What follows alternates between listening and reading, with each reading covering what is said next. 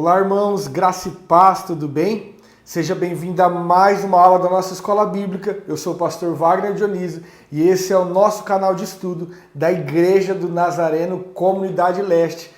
Mais uma semana e mais uma aula aí para você da nossa Escola Bíblica.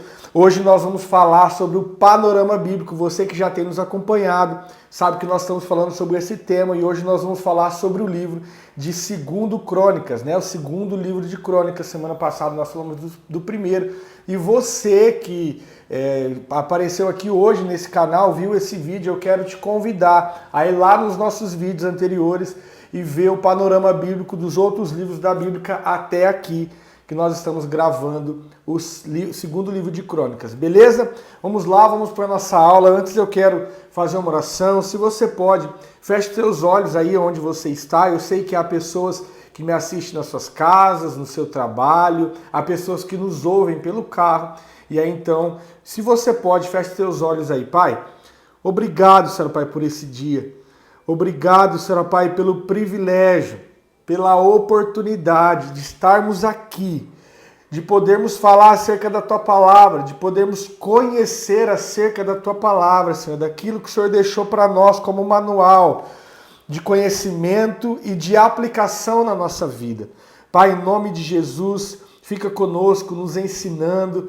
Eu quero já lhe agradecer pelo mês, Pai, de maio que nós finalizamos. E eu também quero te pedir, Senhor Pai, para que nós tenhamos um mês de junho abençoado na Tua presença. Estamos iniciando o mês. Pai, fica conosco, fale conosco, nos ensine. Amém. Amém, queridos? Então vamos lá, hoje nós estamos trabalhando. Aliás, nós vamos aprender a trabalhar aí sobre o livro de 2 Crônicas. Nós já falamos semana passada, o livro de 1 e 2 Crônicas, a princípio, era apenas um livro, apenas um rolo, E aí, ele, num determinado momento, quando começaram a se escrever a Septuaginta, quando foi escrita a Septuaginta, a versão grega da Bíblia, que os escritos estavam em aramaico, e aí eles foram traduzidos, então, para o grego koiné, que é a versão Septuaginta da Bíblia. Foi dividido, então, 1 e 2 Crônicas para facilitar, tá? 2 Crônicas é o 14º livro da Bíblia e assim como o primeiro, ele também é a continuação, ele conta a história de personagens que nós já falamos, como, por exemplo, o rei Davi, 1 Crônicas falou sobre o rei Davi, 2 Crônicas agora vai falar de Salomão, vai falar do profeta Elias, vai falar do rei Acabe, vai falar uma série de coisas que nós já falamos. Porém, esse livro vai acrescentar alguns detalhes sobre alguns personagens e nós vamos falar algumas coisas. Bom, vamos lá. No primeiro capítulo do segundo livro de Crônicas, ele já começa falando de Salomão. Quem assistiu a aula passada viu que nós finalizamos na morte de Davi. Então aqui Salomão, ele assume o reinado de Davi, seu pai, e ele pede, já no primeiro capítulo de 2 Crônicas, vai deixar bem claro que ele pede sabedoria. No versículo 10 do capítulo 1, se você tiver com a sua Bíblia, detalhe, aqueles que podem também, que têm tempo para fazer isso, prepare um papel, prepare uma caneta e também pegue a sua Bíblia. Hoje nós vamos passar um tempo bastante precioso, você vai ver que a aula vai ser bem gostosa. Nós vamos falar sobre o Templo de Salomão, vamos poder fazer uma viagem aí dentro do Templo de Salomão, você já vai acompanhar comigo. Bom, então no primeiro capítulo, versículo 10, ele diz assim: Dai-me agora sabedoria e conhecimento para que possa sair e entrar perante esse povo, pois quem poderia julgar esse povo que é tão grande? Então ele pede sabedoria, Nós já falamos isso nas aulas passadas, mas só para completar aqui, beleza? Bom, no segundo capítulo, ele fala sobre os preparativos, e a ordem de Salomão para a construção do templo. Nós já falamos no primeiro livro de Crônicas que os preparativos, Davi já tinha feito a oferta, a arrecadação de oferta, Deus tinha dado para Davi como seria os detalhes do trabalho dos levitas, do sacerdote, como seria o templo, como que era aí para ser construído. E aqui então no capítulo 2 ele já começa dizendo assim, ó, capítulo 2, versículo 1. Salomão deu ordem para edificar uma casa ao nome do Senhor, como também uma casa para o seu reino. Lembra que nós falamos lá no livro de Reis que Salomão construiu tanto o templo do Senhor, né, o templo de Salomão, o templo de Israel, quanto o palácio que o rei viveria, né? Que ele viveria, porque ele era o rei. Então ele construiu as duas coisas, tanto o templo quanto o palácio. Bom, o livro de Crônicas agora, ele vai nos detalhar como foi essa construção do templo.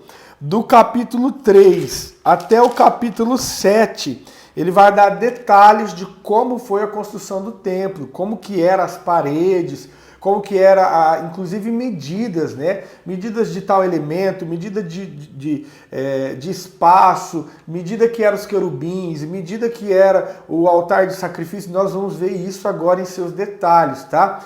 Eu preparei um vídeo em 3D, eu peguei um vídeo, né, que já existia e coloquei aqui na nossa aula. Então nós vamos viajar agora dentro do Templo de Salomão. Vai ser uma aula bem gostosa, você vai poder visualizar esse material.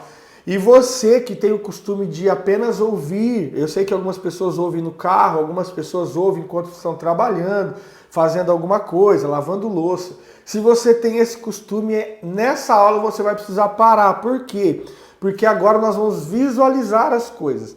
Não vai ser apenas o pastor Wagner aqui falando, né, a respeito dos acontecimentos, mas nós vamos visualizar, nós vamos entrar dentro do Templo de Salomão para você ver como é isso, tá bom? Vai ser bem legal. Bom, vamos lá então. Eu vou jogar o vídeo aí na sua tela. Olha só. Bom, e eu vou pausando, tá? Tá vendo esse vídeo aí, ó? Já apareceu o Templo de Salomão lá no centro. Eu vou pausando esse vídeo para a gente poder ir falando, tá bom? Então olha só, esse daí é o Templo de Salomão. É uma animação 3D, tá vendo? Ele tem um templo ali no centro. Tem também aqui, ó, aos redores, parede, os muros, né, que foram construídos. Vamos lá, vamos viajar aí dentro desse local. O templo agora de frente, né, tá mostrando aí a imagem de frente do templo. Olha só, vou pausar aqui, ó. Tá vendo esse lugar aí? Esse lugar é o primeiro lugar que nós vamos falar. Esse é o pátio do templo. O pátio do templo é esse lugar que está aparecendo aí, né, o alpendre. Onde as pessoas ficavam, nós vamos falar um pouquinho mais no final sobre isso. Vamos lá, segunda coisa. E sobre o pátio do templo, a referência está lá em 2 Crônicas, tá? Capítulo 4, versículo 9. Vai falar sobre isso. Bom, tá vendo aí, ó, esse outro monumento que você tá vendo dentro do templo, né? Essa outra construção aí, isso daí é o altar onde eram oferecidos sacrifícios, né? Então ele tinha 9 metros de largura, por 9 metros de comprimento, por 4,5 metros de altura. Então era aí que era colocado as ofertas, né? Os animais, perfeito. Lembrando que a oferta precisava ser uma oferta perfeita, o animal não podia ter defeito nenhum, né? Precisava ser um animal perfeito para poder ser oferecido em holocausto, em sacrifício ao Senhor. Essa referência das medidas, que inclusive as medidas o Senhor passou, todos os detalhes o Senhor deixou claro como seria. Sobre as medidas está lá em 2 Crônicas, livro que estamos aprendendo no capítulo 4, versículo 1. Beleza? Bom, vamos seguir aí então para o próximo ponto. Aí o templo, né, mostrando a frente dele. Olha que legal. Bom, tá vendo essa bacia aí, ó? Esse tanque, né? Uma espécie de bacia. Isso daí é um tanque de metal fundido, tá? Conhecido como mar de fundição. Ele tinha 4,5 metros de diâmetro por 2,20 metros de profundidade, tá? E ele servia para os sacerdotes se purificarem antes do serviço do templo. Então, toda vez que o sacerdote ele ia entrar para poder oferecer um sacrifício, para poder trabalhar no templo, seja lá o que ele fosse fazer, ele precisava lavar suas mãos, lavar os seus pés para estar purificado para esse local. Bom, vamos seguir aqui. Olha só, tá vendo aí que agora você vê uns bois segurando essa bacia, isso aí são os bois de bronze, tá bom? São 12 bois no total, 3 virados para cada lado do ponto cardeal, né? Então 3 ao sul, virado ao sul, 3 virado ao norte, 3 virado ao oeste, 3 virado a leste, tá bom? Esses bois, esses 12 bois seguram, né, essa bacia de bronze também, e eles representam as 12 tribos de Israel, tá? A referência sobre isso tá também no livro de Crônicas e também no primeiro livro de Reis, no capítulo 7, versículo de 23 a 26. Vamos seguir então com a nossa viagem aí, vamos ver mais pontos. Bom, tá vendo esses carrinhos aí? Esses carrinhos, eles, inclusive os carros, esses carros eram passados as medidas, Deus passou as medidas de como que tinha que ser, as rodas do que tinha que ser feita, né? Então eram carros que carregavam em cima deles umas bacias, tá vendo que tem umas bacias ali, ó, com água dentro? O total eram 10 carros, você tá só vendo 5 porque ficava 5 de um lado do templo e 5 carros de outro lado do templo. Para que servia esses carrinhos aí? Eles transportavam as pias que eram lavados, utensílios usados no sacrifício, né? Então, toda vez que ia ter um sacrifício, usava-se ali as coisas para imolar o animal, para matar o animal. Então, esses utensílios, tudo que era usado, era banhado, era lavado aí nessas bacias carregadas por esses carrinhos, beleza? Então lembrando que os sacerdotes lavavam suas mãos e seus pés naquela outra bacia que nós vimos lá, que era o mar de fundição, né? E agora os utensílios eram lavados aí. Vamos seguir aqui com a nossa viagem. Aí dando detalhe dos carrinhos, né? Bom, aí é a entrada do templo. Observa que tem 2 colunas aí de bronze. Tá vendo essas 2 colunas de bronze? E essas 2 colunas, elas levam 2 nomes. Uma delas chama Jaquim e a outra se chama Boaz. Que significa? Jaquim quer dizer ele estabelece e Boaz significa nele a força, tá? Então era o nome dessas colunas aí também dado por Deus. Agora nós vamos... Aí tá mostrando alguns detalhes da coluna, né? Nós vamos entrar para dentro do templo, tá bom? Olha que legal, e você aprendendo como é o templo de Salomão, né? O templo de Jerusalém. Bom, nós entramos então na parte de dentro do templo, e esse é o lugar conhecido como lugar santo, tá? Somente os sacerdotes podiam entrar nesse lugar. O povo não entrava, as pessoas não entravam, somente os sacerdotes entravam aí. Então observa que ele tem 10 candelabros, tá vendo o candelabro aí, ó? Eu vou dar play aqui, você vai poder ver um pouquinho melhor, olha só. Vai mostrar os candelabros. Bom, aí ó, dá para você ver. Esses candelabros é um símbolo, volta aqui para mim. Eu vou mostrar, eu tenho um aqui para poder te mostrar, tá vendo? Ele é essa peça aqui, ó. Essa daqui inclusive veio de Israel. Eu tenho um conhecido que foi para Israel e ele trouxe essa peça para mim. Então esse candelabro, ele foi produzido, o primeiro candelabro, né, ou menorá, algumas pessoas na Bíblia também citam o nome de menorá, ele servia lá no templo para iluminar, então se colocava 7 lamparinas, né, porque ele tem 7 hastes aqui, e essas lamparinas iluminavam o templo, então tinha 10 desses, lógico que esse aqui é uma miniatura, o tamanho era bem maior que esse, mas tinha 10 desses dentro do templo, 5 de cada lado, iluminando ali o lugar santo, tá bom? Então esse candelabro, o menorá, ele foi o primeiro, foi produzido por Moisés e tá relatado lá no livro de Êxodo, tá? Inclusive até hoje Israel usa a menorá como um símbolo, tá? Como uma simbologia, né, do povo judeu. Que significa essa menorá? São 7 hastes. Cada haste dessa significa um dia da semana, um dia da criação, que Deus criou o mundo em 7 dias, né? Então cada haste dessa significa um dia da criação. E também na visão de João, lá em Apocalipse, depois nós vamos aprender sobre o Apocalipse, João vê os 7 candelabros, né? Significando as 7 igrejas do Apocalipse, tá bom? E é um símbolo de Israel até hoje. 2 símbolos Israel tem, esse daqui, ele foi constituído um símbolo oficial de Israel em 1948, quando o povo de Israel voltou depois do Holocausto. Depois nós podemos falar sobre isso. Isso é história, né? Não se encaixa na Bíblia, mas é a história do povo de Deus, do povo de Israel. E em 1948 foi assinado um decreto oficializando o candelabro, ou menorá, como um símbolo de Israel. Outro símbolo de Israel é esse daqui, que nós não falamos, mas agora eu quero falar sobre ele, aproveitando que nós estamos falando de símbolo. É a estrela de Davi, uma estrela produzida por Davi. Inclusive, essa estrela que está lá na bandeira de Israel, né? A bandeira de Israel é branca e azul, e essa estrela está em azul no meio da bandeira, tá bom? Estrela de Davi, também é um símbolo oficial de Israel. Essa não veio de Israel não, essa é daqui mesmo, eu comprei aqui.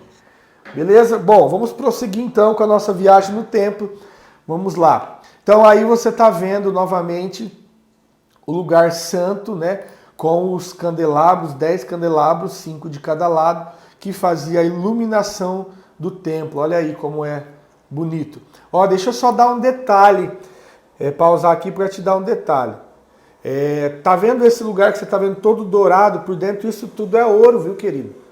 O templo foi construído e foi revestido toda a parte interna com ouro. Então todas essas paredes, essas marcas, esses desenhos, é tudo revestido com ouro. Lembra que na aula passada nós falamos que o rei Davi, só ele ofertou 170 toneladas de ouro para a construção do templo, então foi usado tudo aí. Essas paredes foram revestidas de ouro, tá vendo? Olha só, esses desenhos aí, os querubins desenhados, né? Aí de novo mostrando os candelabros, menorá, as paredes desenhadas, tudo isso foi uma orientação do Senhor, tá? Tudo isso foi detalhado por Deus de como fazer, todos esses desenhos, esses detalhes aí. Inclusive tamanho, medidas. Bom, essa daí é a mesa da presença, né? Ou conhecida também como mesa da propiciação, os pães da propiciação, onde ficavam os pães da propiciação. Eram 12 pães, como você está vendo aí na imagem, colocado em 2 fileiras de 6 e eram trocados toda semana. No último dia da semana, o sacerdote entrava e trocava esses pães, colocavam pães novos. Esses pães ninguém comia. Ele só ficava lá representando as 12 tribos de Israel dentro do templo, tá? Eram 12 pães, 6 de cada lado. E essa daí é a mesa dos pães, ou conhecido como os pães da propiciação. Vamos prosseguir aqui. Bom, esse daí é o altar de incenso, onde era queimado o incenso. Todas as manhãs, o sacerdote entrava lá e acendia um incenso. Esse altar era feito de madeira e revestido de ouro também. Então se acendia o incenso de manhã e à tarde, tá? Ele perfumava ali o templo, né, o ambiente. E o judeu acreditava-se que essa fumaça subindo era a oração do povo subindo para Deus, tá bom? Vamos seguir aí. Agora nós vamos entrar num lugar bem importante. Certamente você já ouviu falar, passando essas portas aí.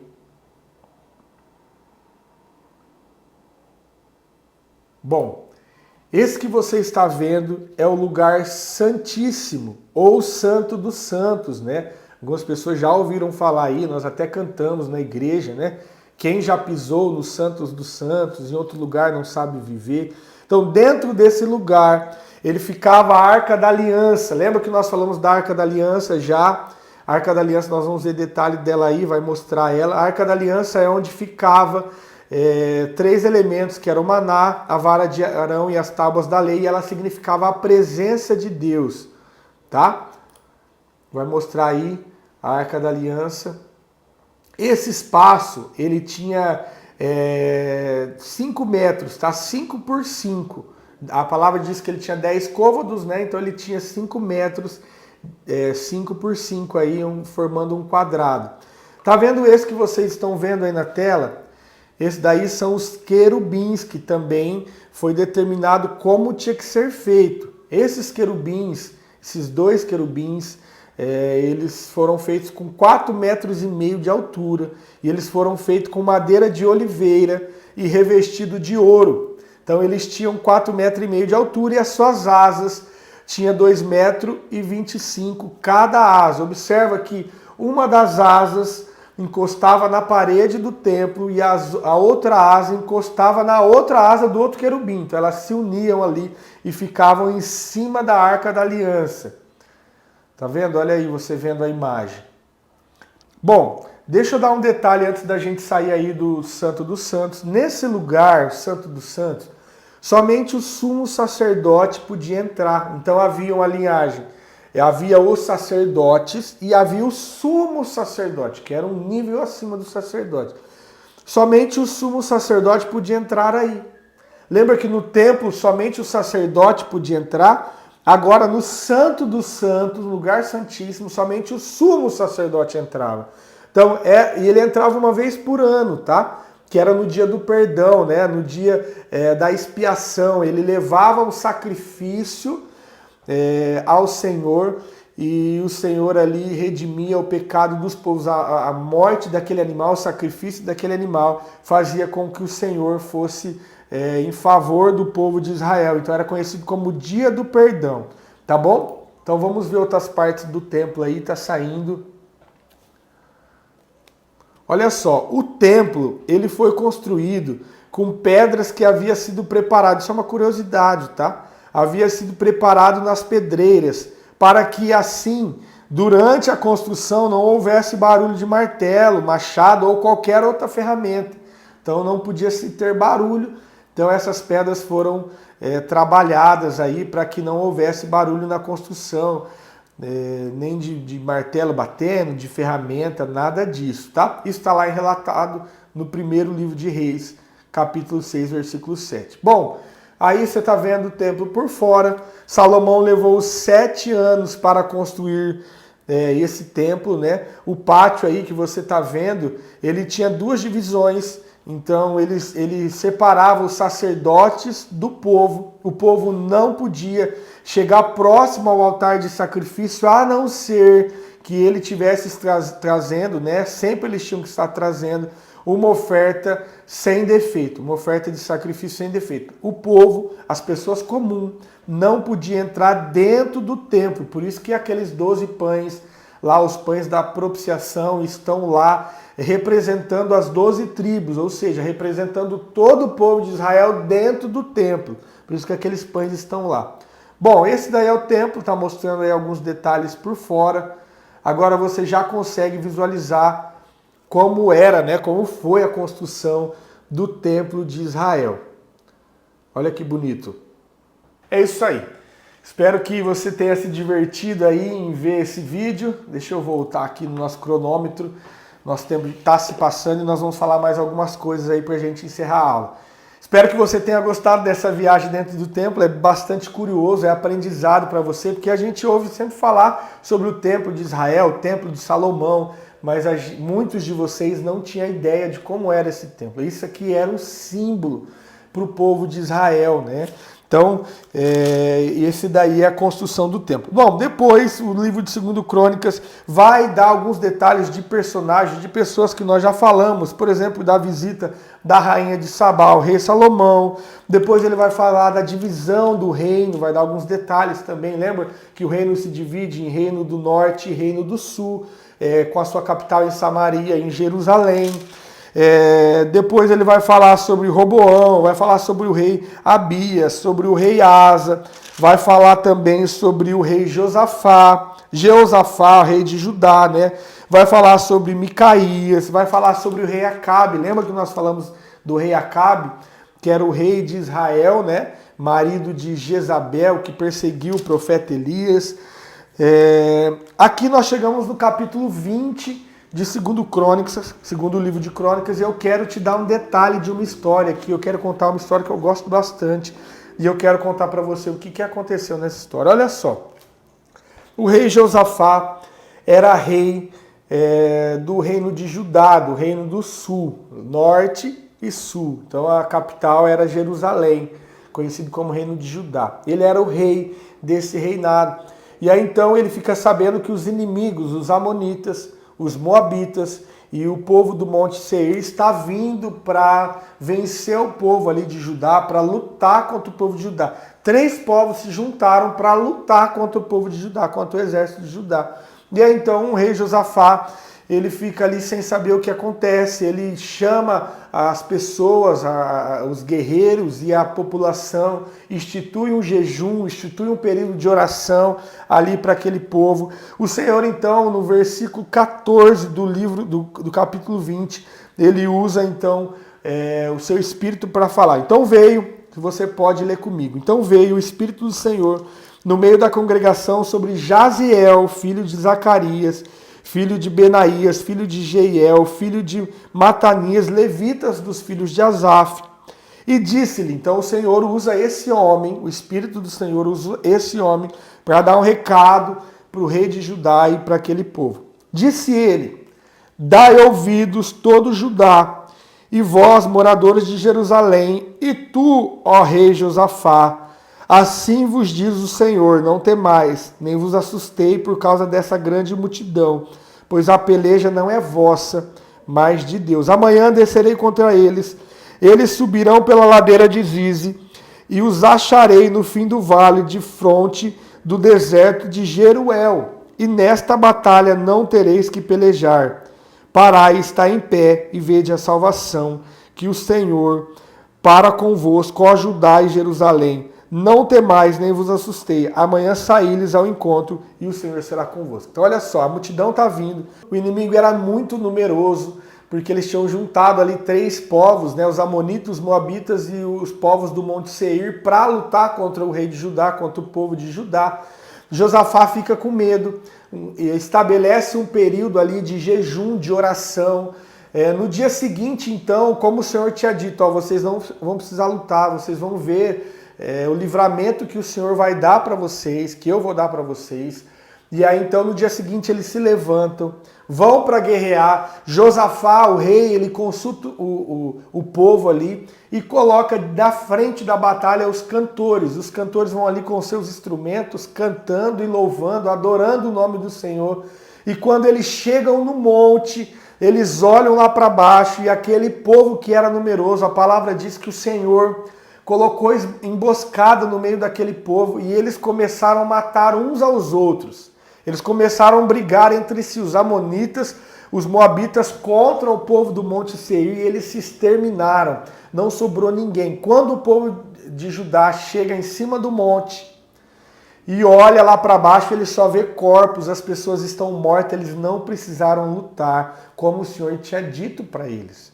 Bom, eles vão lá, eles invadem a cidade daquele povo, tomam ali os despojos, eles ficaram 3 dias pegando os despojos, os tesouros, os utensílios, os ouros daquele povo, porque era bastante. E aí então eles vencem essa batalha. É uma história que eu gosto bastante, por isso que eu quis contar para você aí. Então é um fato da palavra de Deus, um acontecimento aí com o rei Josafá e o povo de Judá, o povo do sul, tá bom? Bom, depois disso, ele vai falar sobre Acasias, ele vai falar sobre Joás, alguns reis que nós já falamos, né? Ali no livro de Reis, vai falar sobre Amazias, rei também de Judá, vai falar sobre Uzias, rei de Judá, vai falar sobre Jotão, sobre Acasa, alguns dos reis que foi falado lá no 2º livro de Reis. Aí ele vai falar sobre Ezequias, lembra Ezequias, que é aquele rei que o profeta Isaías chega para ele e fala, ó, conserta a sua casa que você vai morrer. Ele vira para o lado, ora, fala com o Senhor concede mais 15 dias.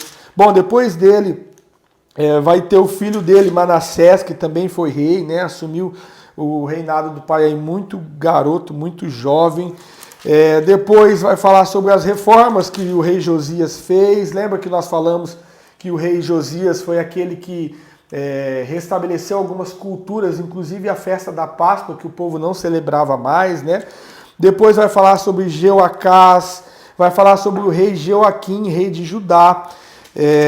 Deixa eu te dar um detalhe disso aqui, ó. Olha só o que acontece no capítulo 36, para a gente poder já partir para o fim da aula, que nós já está dando nosso tempo aí. Olha só, No capítulo 36, ele vai mostrar... Eu quero ler o versículo 14, a partir do versículo 14 com você, para a gente poder encerrar esse livro. Bom, além disso, todos os chefes dos sacerdotes e o povo tornavam-se cada vez mais infiéis, seguindo as abominações do gentio. O gentio é o povo que não era judeu, tá? E contaminando a casa do Senhor, que ele tinha consagrado em Jerusalém. Olha só, o povo começou a ser mal, né? O Senhor já tinha dado aí, estendido a sua misericórdia, o seu amor. Deus era com o povo fazia caca e Deus ia lá, lembra no período dos juízes, Deus ia lá, levantava um libertador, perdoava o povo, dava paz para o povo. Veio reis bons que ouviram a voz do Senhor, veio reis maus que não ouviram a voz do Senhor.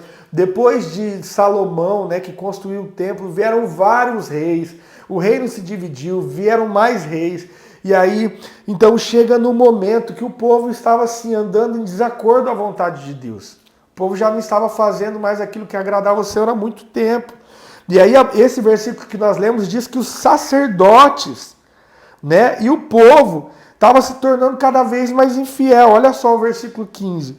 O Senhor, então, Deus de seus pais, enviou-lhes a palavra sem cessar, por meio dos seus mensageiros, porque compadeceu do seu povo e das muitas habitações. Então, durante todo esse período que nós falamos daqui para trás, Deus foi mandando profeta, foi mandando mensageiro, foi mandando homens para repreender a nação, para falar, volte para o Senhor, foi mandando libertador, foi mandando reis, e o povo não ouvia. Versículo 16, mas eles zombavam dos mensageiros de Deus, e desprezavam as suas palavras, e escarneceram dos seus profetas, até que, presta atenção nisso, a ira do Senhor subiu tanto contra o povo que não houve mais nenhum remédio. O povo então irou tanto o coração do Senhor que o Senhor permitiu que o povo da Babilônia, o rei Nabucodonosor, invadisse Jerusalém, invadisse ali o reino do sul, porque o reino do norte já tinha sido tomado, nós falamos isso, e ele então invade, mata várias pessoas, mata jovens, adolescentes, mata velhos, a palavra vai dizer isso aqui para baixo, mata velhos, aqueles que sobraram, eles levam para serem cativos e escravos lá na Babilônia, e eles ficam durante muitos anos escravos lá, o povo de Deus, e mais, lembra o templo que você acabou de ver, aquele templo todo suntuoso, todo cheio de ouro. Eles entram naquele templo, eles queimam o templo, eles levam todos os utensílios, sabe, os utensílios de ouro, eles levam lá para a Babilônia e queimam o templo, destroem o templo de Jerusalém, o templo que o Senhor tinha instituído através de Davi e Salomão.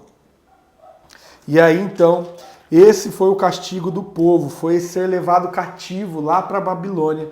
E nós aqui acabamos esse livro, né? Acabamos a história do segundo livro de Crônicas, que já foi contada, né, no primeiro e segundo livro de Samuel, primeiro e segundo livro de Reis, mas agora com alguns detalhes. Bom, o que nós precisamos aprender com essa aula? Eu não quero transformar dela uma pregação, mas o que nós precisamos aprender? Que o Senhor, ele é misericordioso. O Senhor, ele estende sobre nós a sua graça, o seu amor. O Senhor é lindo. Mas chega um momento que a transgressão, ela passa de um ponto. Chega no momento que a transgressão, ela passa dos limites. E aí o Senhor aplica o castigo. O Senhor aplica a vara da correção. O Senhor aplica com o seu povo aquilo que ele precisa fazer, porque eles não enxergavam. O Senhor mandava mensageiro atrás de mensageiro, profeta atrás de profeta. O povo não entendia. Ficava um tempo lá de paz, um tempo fazendo certo, depois voltava a fazer errado. E aí então o Senhor deixa eles serem levados cativo, o templo destruído, Israel destruído, o reino destruído, e o povo de Deus já não habitava mais no seu lugar de morada. Lembra o povo de Deus que nós falamos, que saiu lá do Egito pelo libertador Moisés, atravessou o deserto, atravessou o Mar Vermelho, chegou e tomou a terra que era deles, né, através de Josué. Agora eles estão perdendo a sua terra e foram morar cativos em outra terra, num povo estranho. Bom, mas tem a próxima aula, a aula de número 10, onde você vai poder aprender mais e ver como foi aí a continuação, né, da história do povo de Deus. Bom, espero que você tenha gostado da aula, espero que você tenha aprendido, que você tenha anotado aí nas suas anotações e até a próxima aula. Eu quero fazer uma oração, feche seus olhos. Pai, obrigado por essa aula. Obrigado, Senhor Pai, porque o Senhor hoje nos permite, através de um canal como esse, Senhor Pai, poder conhecer mais, poder saber mais. Pai, existiu povos que não tinham acesso ao conhecimento, nós temos acesso à Tua palavra com facilidade, acesso aos Teus mandamentos, aquilo que o Senhor nos deixou como manual, Senhor Pai, como o manual para ser aplicado, não só conhecido, mas aplicado na nossa vida dia após dia. Pai, no nome de Jesus, abençoe esse mês de junho, que nós tenhamos um mês abençoado, que cada um daqueles que me assiste, que nos assiste, possa estar conosco de novo na próxima aula, possa estar conosco de novo na próxima aula, em nome de Jesus. Amém. Queridos, olha só, lembra que semana passada você escreveu alguns, né? Escreveram eu quero aí, nós te mandamos a ordem cronológica da Bíblia. Agora, se você escrever aí, ó, eu quero, eu vou mandar para você como era o mapa, a planta do templo. Nós já vimos o templo ali, você já visualizou. Agora eu vou te mandar aí uma imagem de como era a planta do templo. Você vai conseguir visualizar de cima a planta do templo de Salomão, tá bom? Escreve eu quero aí. Se eu te conhecer, eu vou mandar pelo WhatsApp. Se eu não te conhecer, eu vou deixar um link no seu comentário para você poder baixar isso do Drive, tá bom? Deus abençoe. Se gostou, compartilhe essa aula com alguém e deixe o seu like. Até a próxima aula. Deus abençoe.